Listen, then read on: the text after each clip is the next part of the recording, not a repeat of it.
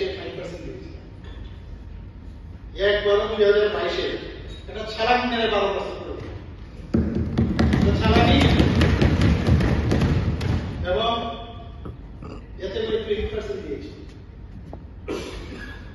Corona পরিস্থিতিও যখন এই রাজ্যে ছিল তখনও কিন্তু বহু রাজ্যে দেখা গেছে বেতন স্টপ করে দিয়েছে, আমাদের রাজ্যে কিন্তু বেতন স্টপ করে, তখনও আমরা আমাদের এই ত্রিপুরা সরকার 3% দিয়ে প্রদান করেছে।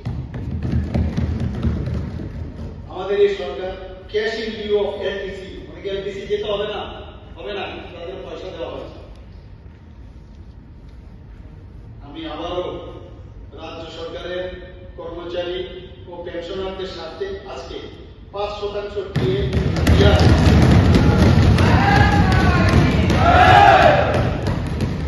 এই 5% দিয়ে দিয়া 1 জানুয়ারি 2024 থেকে কাটতে হবে। এতে বছরে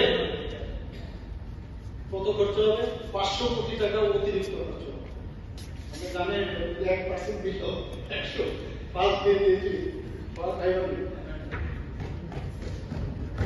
এতে করে 1,06,932 জন কর্মচারী এবং 82,000 পেনশনভোগীরা এতে উপকৃত হবে।